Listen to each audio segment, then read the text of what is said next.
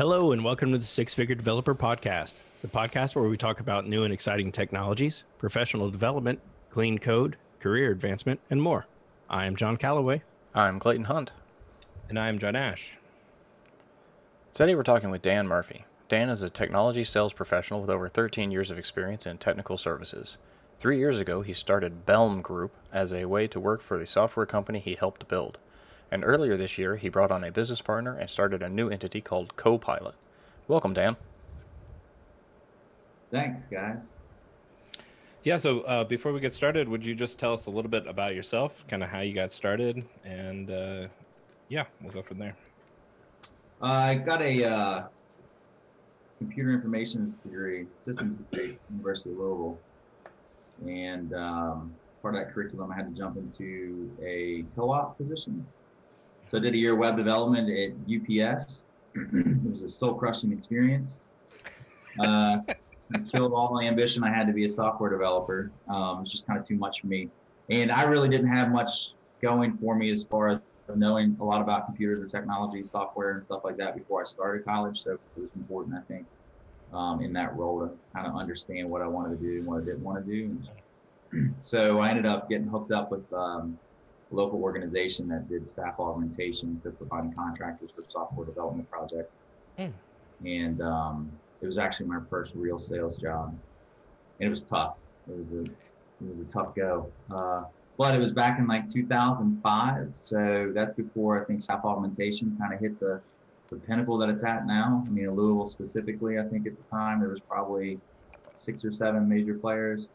Now I think in a town of 600,000 people, there's like 35 or 40. So anyway, I moved on from that organization, went into working for some friends of mine I graduated college with to help build their software team. John was actually the first developer I hired. So that was, I guess I was the 5th employee. John was the 6th. We grew to about 20.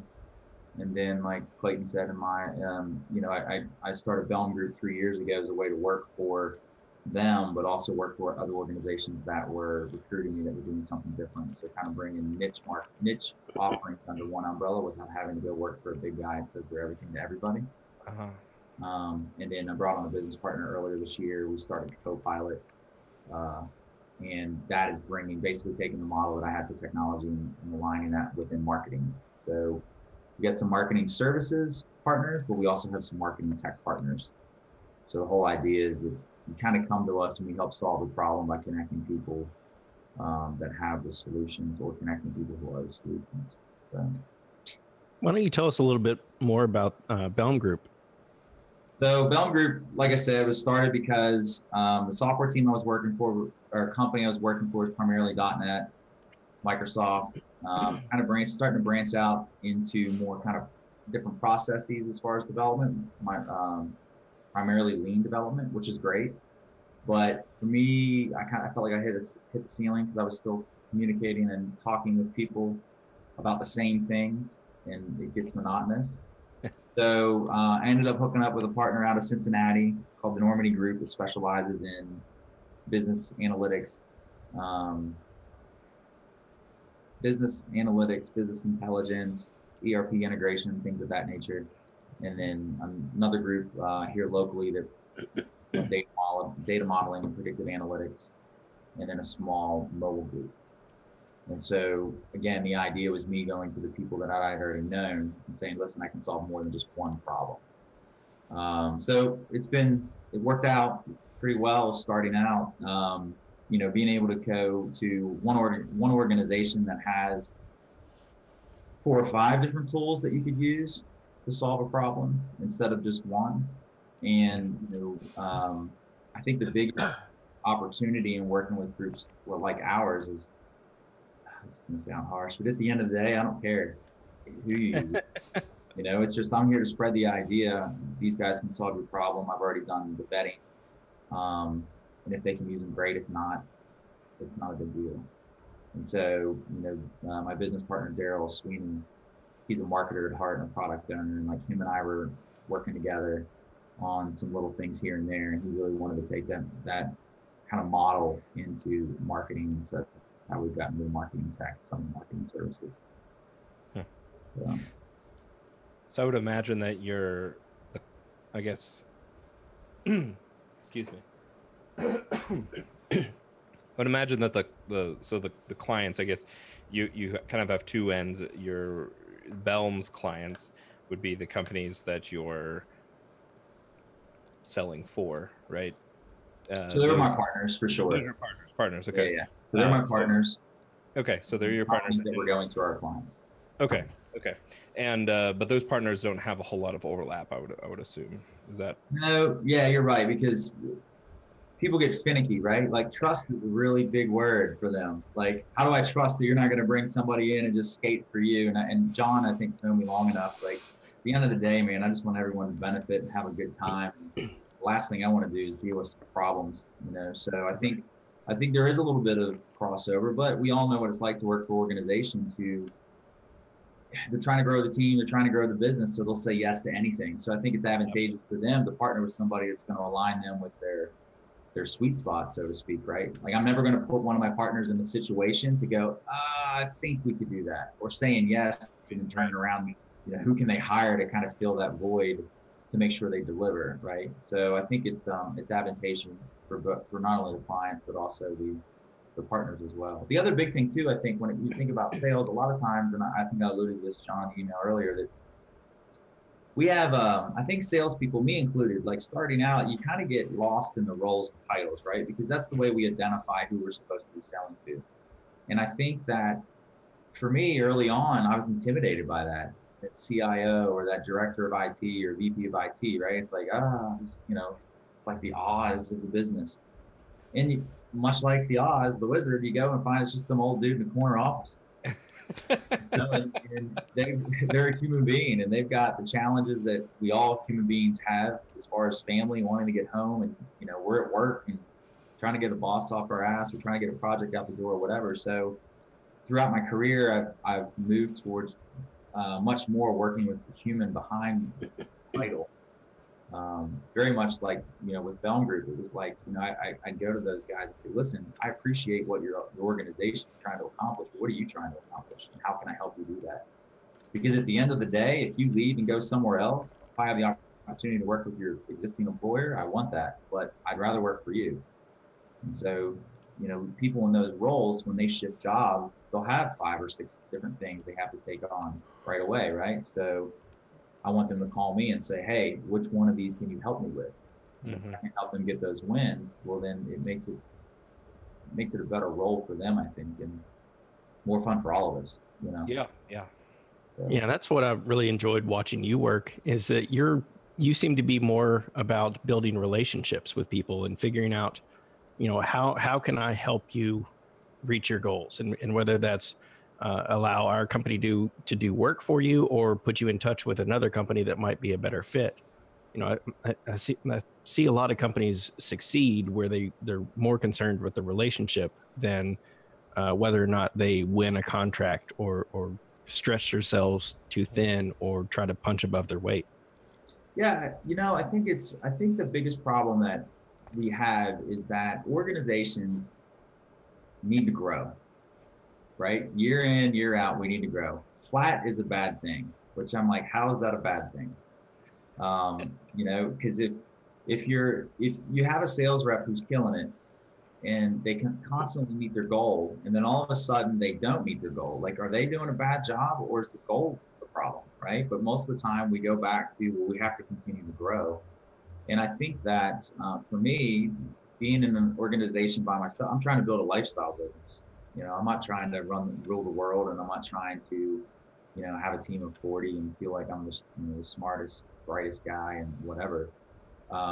So I think that the opportunity that we all have is, if we can align ourselves with the people that not only bring us solutions, but also help us grow in our understanding of our own industry and maybe things that we want to do, and maybe not professionally either. You know, there's a lot of people that I work with professionally that we also do or have similar interests outside of work, right? Going back to kind of that human element.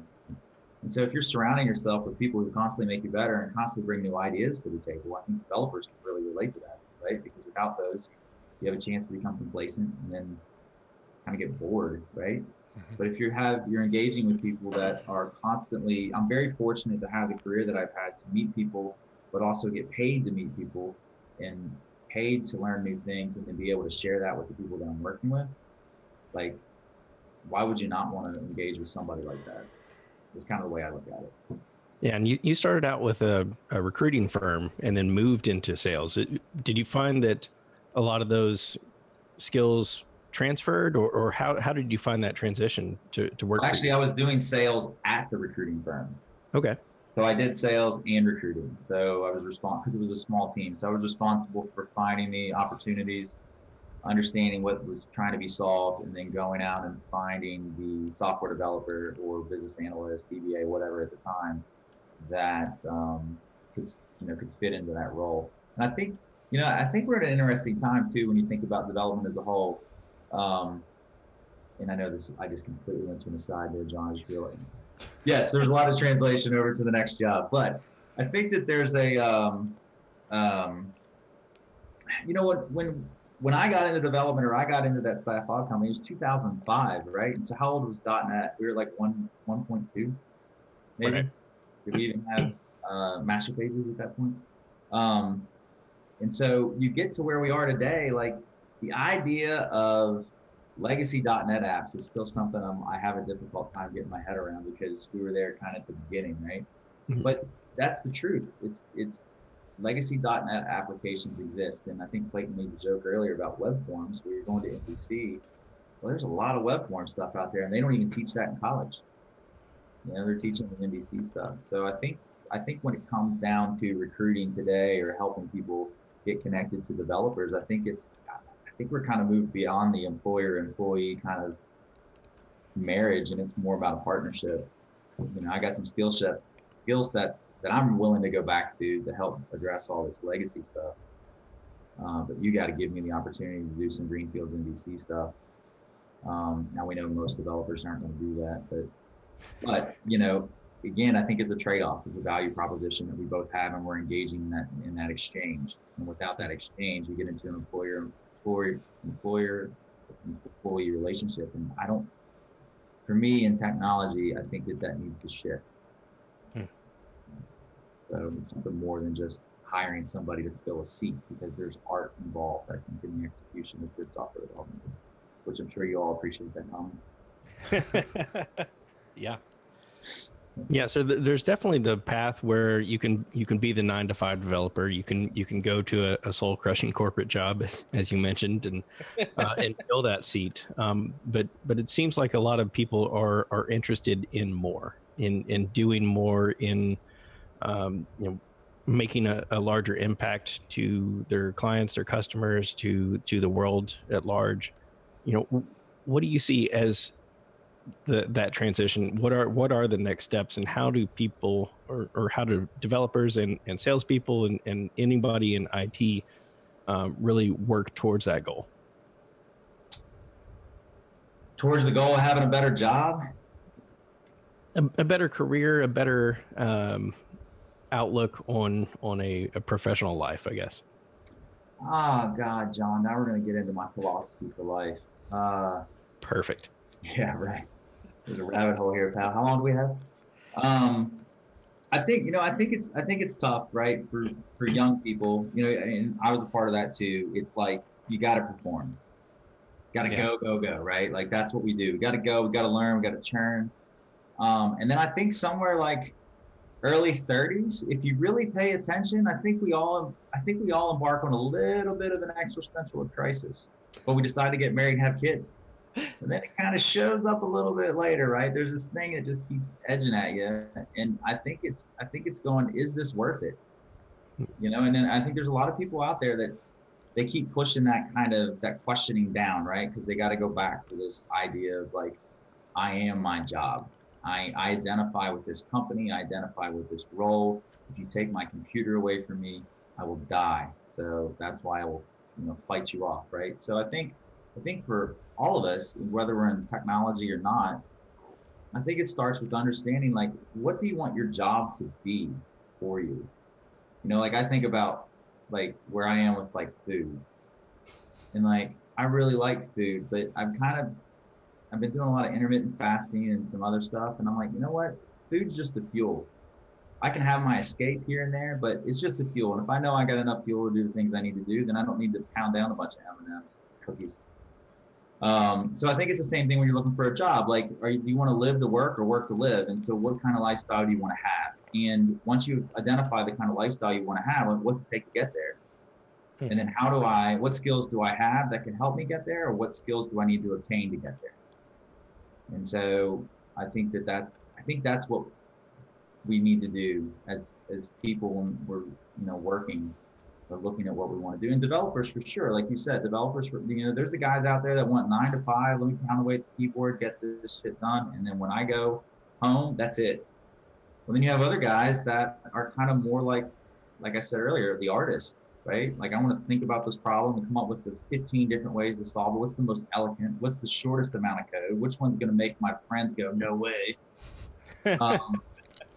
And then it becomes kind of a game and you're getting paid. But I think it's truly a balance in figuring out kind of where you want to be and then seeking out those opportunities that align with that. So I got so much more I could throw out there for you. So is that what spurred on your venture into BELM and further into CoPilot, or how did that come about? Totally. Yeah, I think, working at Ignu at the time, which is now Slingshot. I mean, I built that team and I love the guys there. I mean, they taught me more about the internet and the places I shouldn't go than anybody I've ever met in my life. And, but I also learned a whole lot about the value of quality software development and the value of working with guys and girls who are aligned with their with the same kind of ideas around what do I want to be, what do I want to do. We had that test. I think we got it off of Joel Spolsky's. Have a test that kind of be the barrier for entry, and we built that test. And I can remember being very frustrated with the fact that we tested, I don't know, maybe 15 people in like 3 weeks and no one passed it. And I was like, can't we just relinquish some of the requirements here? And like 4 guys were like, no way, man, don't you do that, because this is the best team I ever worked for, and I never have to worry what the other guys do. And I really, really appreciated seeing that. I guess, it's not like I went through like 5 careers and got into this one. I mean, obviously I'm learning, it's probably the same thing a lot of people are learning in ages and same age and different places in their own career. But so it just really taught me the value of working with quality people and people that, like I said, were aligned, probably more on the business ethics side and just kind of what are we trying to accomplish together. And with that said, I hit the ceiling. The technology was the ceiling. And Louisville, as you know, is kind of sparse when it comes to opportunities outside of the .NET world. And so being able to bring those opportunities or those partners into the kind of the same mix, I think was the opportunity for me, and then not having to force that company to change their path where they may feel uncomfortable just because Dan needs more. And so I'm very fortunate that the owner was very open to the idea of me going, hey man, keep paying me all the stuff I brought to the table and I'm going to work with these other guys too. So very fortunate to have that opportunity, and will forever be grateful to the owner there, who I just had lunch with today, talking about, we still work together and I still have some contracts, some clients that I've brought, but then also picking my brain about different routes or different things they think that they should potentially look at as they're continuing to grow the company and organization without me as a full-time sales rep. Yeah, I mean, I think that it's definitely a good on his side to see the value that giving you the flexibility to sort of serve your guys' mutual clients to their best, really is a good thing. Yeah, like I said, unfortunate. He was sitting on a CEO roundtable at the time, and he went to them with like my idea that I had, and like all 12 guys are like, fire him. Then he went and talked to like one mutual friend who was also a client. Like we helped. I mean, we've known each other for a bunch of years and worked together. He's one of those guys that like always calls me for like, hey man, I got this. Who do you know? Get this taken care of. And he's like, dude, you cannot. You guys can't break up because you both need each other. Yeah. So, you know, like I said, I'm just very fortunate to have the opportunity to be surrounded by guys who think like me to an extent, even though that they feel like maybe they're suffering some kind of loss. But to stick it out. And, you know, since I've been gone, they've hired a sales rep. They've hired, you know, like I said, they've implemented Lean, a couple developers, a couple designers. So they're doing as, you know, as well, maybe even better. Maybe I was holding back. So what are you working on these days at CoPilot? It looks like you've got a mobile app in the works, or? Yeah, so I was able to work out a pretty cool arrangement with a group in Texas. They're a large organization that provides a platform for a specific industry. And I brought one of my tech partners in to solve a large problem for them. And because of a product that my partner already had, we were able to turn around a solution within like 3 weeks, because we took what they had and watered it down for the specific use case. And as a result, did all the development up front for free and worked out a revenue share agreement. And in working with that organization, the product owner down there, great guy, very smart. He's like 34 years old. He's on his third, you know, he's got this behemoth of an organization he's working with. He's already started and sold 2 startup healthcare companies. I'm like, what am I doing with my life? So when he asked me if I wanted to help with kind of put a team together for this mobile application that we're building for surgeons, I was, you know, really excited for the opportunity. So we still engage with our day jobs, if you will, but then also it's kind of more fits the mold of what I'm trying to do with CoPilot, being able to bring smart people together to solve this problem. It's been fun and I've learned a lot. I only get paid if it sells, but it's been a great opportunity, and there's some other opportunities behind that. The other thing that we're doing, you know, specific to CoPilot, is continuing to work with the partners that I have and getting them involved into some of the organizations here that we've been working with, as well as Indianapolis, that is. But also talking to a couple marketing tech organizations. We went to the Mark Tech convention up in Boston 2 weeks ago and met some really cool organizations that it just blows my mind that we're 10 years into smartphone world. Can you believe that? Like smartphones are only like 10 years old. And Nice. these sophisticated analytical tools for all social networking. Like, I mean, this ecosystem has created this need for like this ability to be able to analyze all this stuff at one time. And these guys are solving that. It's just really interesting. But also another organization that can take a bunch of your customers' data and analyze it and draw insights and give you kind of a life cycle of a customer. How do you get a first-time customer to become a repeat customer? Then how do you continue to get the repeat customer to repeat their purchases? I mean, it's fascinating. So, you know, having my business partner with the marketing background and me with the tech background, we've gotten engaged in conversations with organizations I don't think that we would have had it not been for the both of us. Like tech wasn't enough and marketing wouldn't have been enough, but having them both, I think we're able to bring perspectives to the table. And he thinks a lot like me as far as let's just do good work and connect people. So it's really been at times a stressful but a fun ride as far as being able to explore opportunities and just ask, like, is this something I want to be a part of? Does this fit within what we're trying to accomplish? And then going from there instead of somebody telling me I have to do it because that's what we do. So it sounds like in the last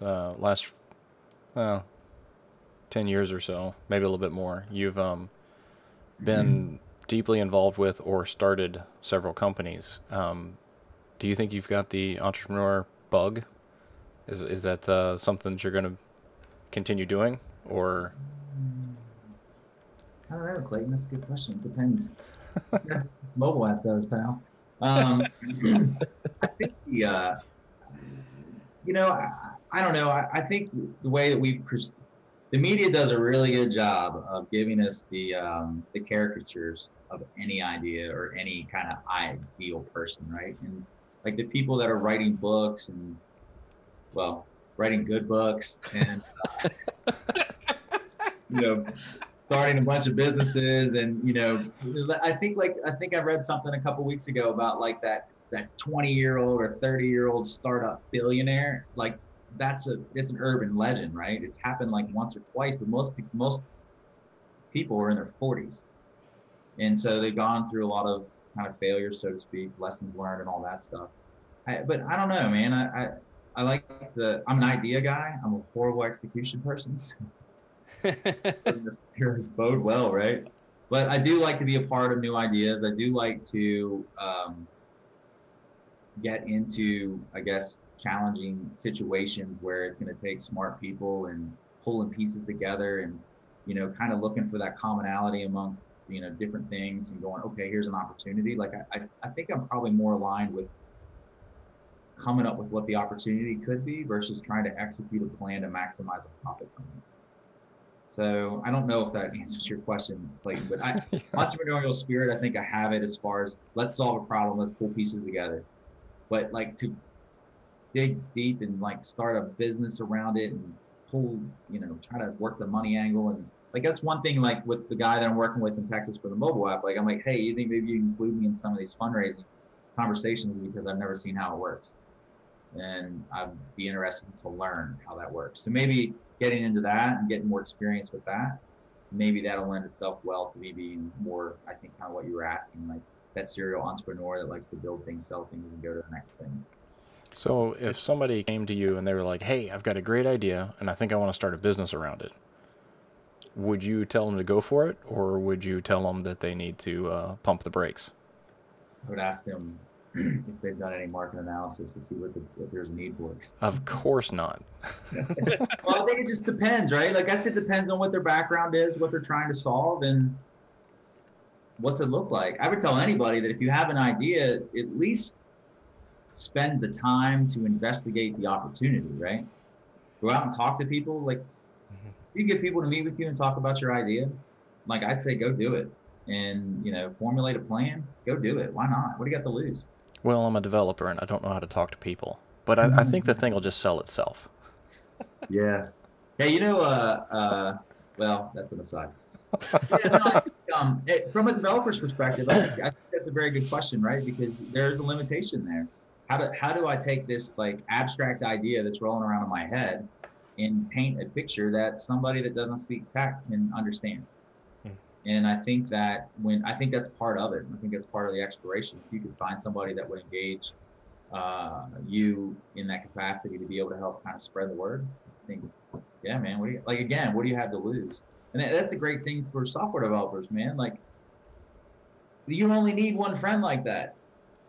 You only need one friend. Like, you can build it all. Like, you can AWS it, architect it, put the web out there. Like, you can build it. Like, the only thing it's sweat equity, right? Like, it's the time involved. But if you really enjoy it and you got a passion for it, then, and you're smart, you can, it's not like a billion lines of code. Probably.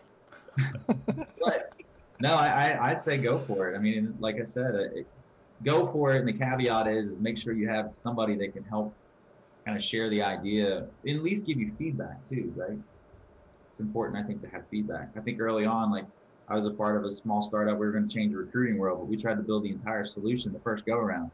I'm like, what the hell? No one told me about MVP. It's going to be like tech systems, but different. Right. Right. So, why, do you have an idea, Clayton? You want to run it by me? No, but somebody in our audience might, and they might get pumped up about hearing somebody, starting a couple companies and think that maybe they can do it, and might need to know that they need somebody to help them get the word out. Yeah, I'll talk to anybody. Not to say, hey, come, I'll work for you and all that stuff, but saying, hey, I'll give you honest feedback for what I think, and I have no problem kind of sharing my experience. And now, and if I am not the person to ask because I don't have enough experience in whatever industry or what have you, I'll look into that as well. But I think it's important to have people. I think it's important to have people like in sales roles who are constantly out there talking to people who can speak tech. I think it's important to bounce your ideas off those. Like I said, like if you have a friend that can do that, for sure. Why wouldn't you? I mean, salespeople to me get a bad rap, I think. Like, it's a high demand role, right? Everybody needs a sales rep, but like they're the first ones to get crapped on, I think, when it comes to, I mean, they're the ones that are continuing to grow the organization. They're the bloodline, the lifeline, if you will, of revenue. They're the ones that are going to be able to, hey, we need these features and this is what it can do, or hey, there's room for a new product. But they're also the first ones that get screwed over with the compensation. Like, can you imagine if you hit your goals on this project and everyone's excited about it, then the next week they're like, hey, you hit your goal and it was great. We felt like it was too low, so we're going to take 10 grand from you. We're going to give you this new goal, and when you hit that, you're going to get that 10 grand. Doesn't that sound awesome? and that's never happened to me, but I got a friend, like, he called me up. He's like, can you believe this shit? And I was like, well, actually it did happen to me once, but not at that level. And I was like dumbfounded. I'm like, this is how you pump people up? This is how you, that guy, that girl that's representing you and your brand and what you're all about, that's what you did? You give me money to go tell your story to people, and this is what you did to me? Like, come on, man. It's those bean counters. I don't know what, again, right? We got to go up. Where do we take it from? Dan's had $1 million a year. Let's make it $1.5 million. Well, one of the things we kind of ask everyone who comes on the show is to sort of give some advice for people that are just getting started. I wonder if you could kind of even speak a little bit to two different groups of people. Maybe first we'll talk to maybe just the people that are getting started in sales and sort of are just trying to, maybe they're interested in sales, or maybe, because there really is like you're pointing out, there's a need. And I think your last comment there is, it's a really important thing, and they get a lot of flack, but I think part of that's because there's a lot of bad sales reps that don't really understand the tech behind things. And so, what would you kind of say to people that may be interested or kind of curious about that side of things? New sales, like getting into the sales? New to sales, or getting kind of like looking to get into that arena. Don't do it. Don't even think about it, man. Go learn Java. Actually, go learn Salesforce. Okay. Glorified JavaScript, man. Make $175 an hour, like building forms. I don't know. I think it's, again, I think it comes back, what type of lifestyle do you want? And then figuring out the organization you want to work for. As far as execution on sales, I think it's important, like I said earlier, about just understanding that you're working with people. Mm-hmm. Like I said, it's one thing to be able to bring a solution to a problem when it's all tech, but like figure out what's driving the need to solve that problem, right? Because we know in an organization, the high priority items always get misplaced by other high priority items, right? So I think to me, it goes beyond just what's the problem I'm trying to solve? Why am I trying to solve it? Why not this one over here? Well, because if I get this one done, that one has it can start later and I can spend more time with my kids, or I can get out of the office before 7 or whatever it is, right? And I think when people who are in those roles, those leadership roles, I mean, they tell you in sales, let your prospect talk. Everyone likes to talk about themselves. That's fine, but why don't we talk about something valuable, right? Why don't we talk about something where maybe you can lend your own experience that can expand that person's understanding of the thing they're up against. There's a really good book called The Challenger Sale. I would recommend anybody going into sales to read it. It's a longitudinal study on the different aspects of different types of sales reps, ranging from the relationship builder, hard worker, to the lone wolf, and basically the person who educates. And I think that's very valuable. I alluded to that earlier. If you have people around you who are in the same industry, or that do something like that you do in another industry, and they can share something with you that makes you think, wow, I didn't know that, or wow, I want to explore that. Like, that's somebody you're going to want to keep around. And the same thing with the sales rep. When you're going in and meeting somebody for the first time, like, they've already met 50 other people like you, especially if you're in recruiting sales. So how do you differentiate yourself? I think you go in and you teach them something about their industry or business they didn't already know. And so when they're looking for a job, they may want to call you first just because you're the one that kind of opened their eyes to something that maybe they didn't understand, or maybe something they were researching and really couldn't get their head around. And that's why innovation is, like, when it comes to innovation and selling innovation, I think that's why it's so easy to get that sales call. If I came in and talked to you about why AWS and infrastructure as code is so much better than writing all of this scaled code over here, regardless if I'm right or not, someone's gonna be like, okay, somebody who thinks they know, let me hear what you have to say.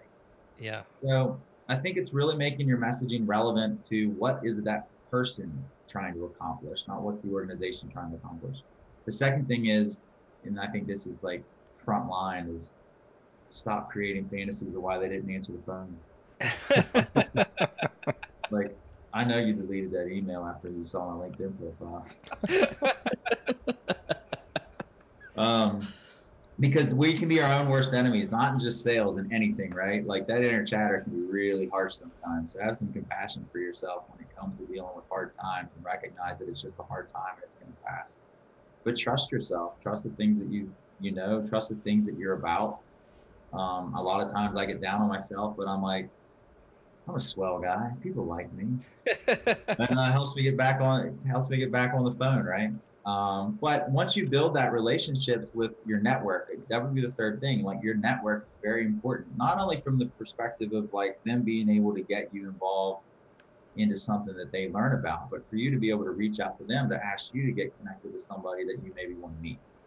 You know, I think that it sounds so simple, but I think there's a little bit of an art to it, because we're all doing the same thing, right? We're all trying to evolve our careers, evolve ourselves, evolve our thing. Well, maybe it's just maybe. But you know, finding out who you need to contact and knowing somebody that knows that person and asking them if, hey, do you trust me enough, or do you know that person well enough to get me connected? I think that's the best way to go about it. So I definitely think, you know, understanding that you're solving a human problem for an organization, not just a business problem, but you're also, you know, be compassionate and kind to yourself as you're going through the turbulent times, and then grow your network. Your network's very important. Even if they have nothing to do with IT, I think it's important, because again, the guy you may want to talk to never answers sales calls, but he plays in the same band as your mom, right? Like, my mom's a great drummer, and this guy's plays the triangle.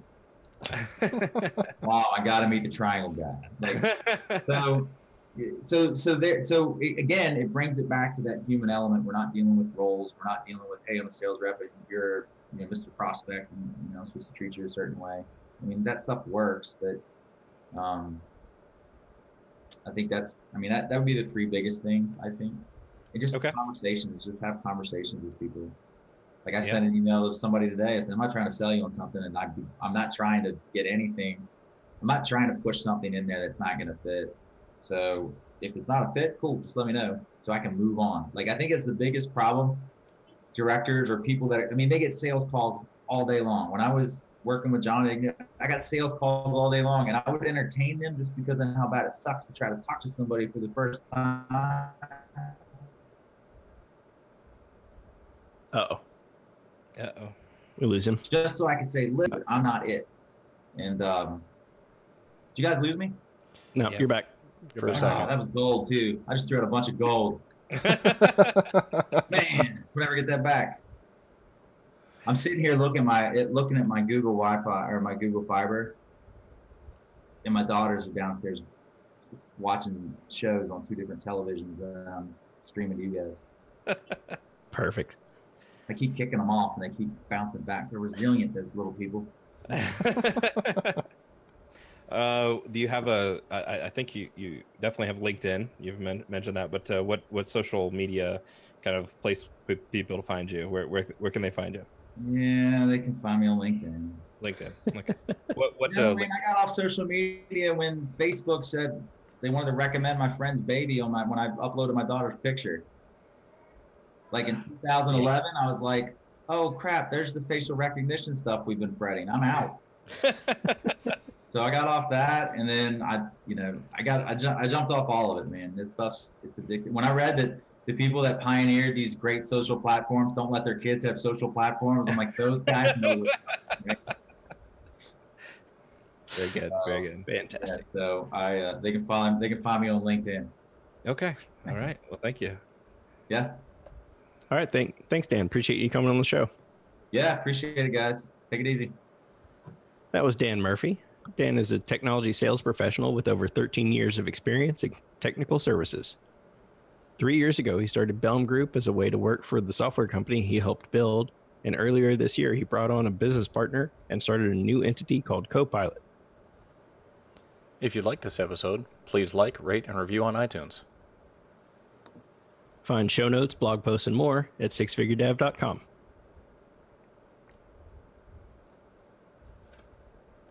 And be sure to follow us on Twitter at sixfiguredev. This has been another episode of the Six Figure Developer Podcast, helping others reach their potential. I am John Calloway. I'm Clayton Hunt. And I'm John Nash.